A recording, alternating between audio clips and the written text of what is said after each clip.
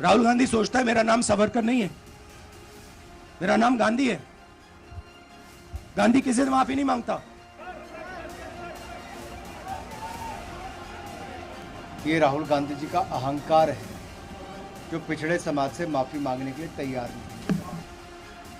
Modi surname की तौहीन करने वाले बयान पर सजा होने के बाद राहुल गांधी पार्लियामेंट के रुकनियत से बेदखल हो गए, लेकिन उन्होंने अपने बयान पर माफी नहीं मांगी। अब राहुल गांधी सूरत की मेट्रोपॉलिटन अदालत के उस फैसले को चैलेंज करने के लिए तैयार हैं, जिसमें उन्हें मोदी सरनेम अपमान मामले में 2 साल की सजा सुनाई गई है। इसके लिए सूरत के सेशन कोर्ट में आज राहुल गांधी की तरफ से एक अर्जी दायर की जाएगी।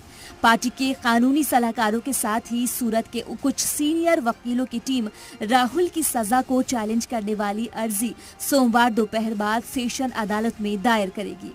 जराये के मुताबिक सूरत में अर्जी दायर किए जाने के दौरान राहुल गांधी समेत कांग्रेस के बड़े लीडरान सेशन कोर्ट में मौजूद रहेंगे। आज दोपहर कांग्रेस लीडर राहुल गांधी दिल्ली से चार्टर्ड प्लेन के जरिए सूरत रवाना होंगे। राहुल के साथ बहन प्रियंका गांधी भी राहुल के साथ सूरत जाएंगी। साथ ही कांग्रेस के जरे इक्तदार रियासतों के वुजराए आला भी राहुल के साथ सूरत पहुंचेंगे।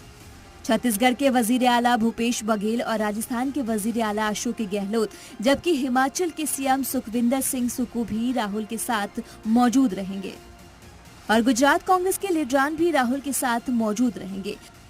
राहुल गांधी दोपहर 3 बजे सूरत सेशन कोर्ट पहुंच सकते। इससे पहले राहुल गांधी की पार्लियामेंट की रुकनियत रद्द करने के मामले में कांग्रेस ने जारहियत के साथ ही इस मुद्दे को उठाया था। सड़क से पार्लियामेंट तक कांग्रेस राहुल गांधी के साथ खड़ी नजर आई थी।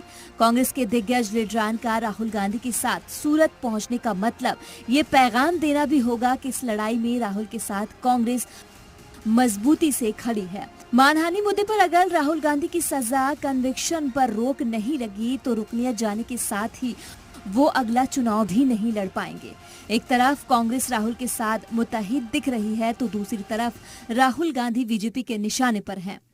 ये राहुल गांधी जी का अहंकार है जो पिछड़े समाज से माफी मांगने के लिए तैयार नहीं। ऐसी क्या मजबूरी है राहुल जी कि आप पिछड़े समाज को अपमानित तो करते हैं लेकिन माफ़ी मांगने के लिए तैयार नहीं होते। झूठ बोलने से नहीं हटे, तभी तो देश के अलग अलग हिस्सों में उनके खिलाफ मुकदमे चल रहे हैं अवमानना के, और 7 केसेस में वो बेल पर हैं, जमानत पर हैं। ब्यूरो रिपोर्ट, जी मीडिया।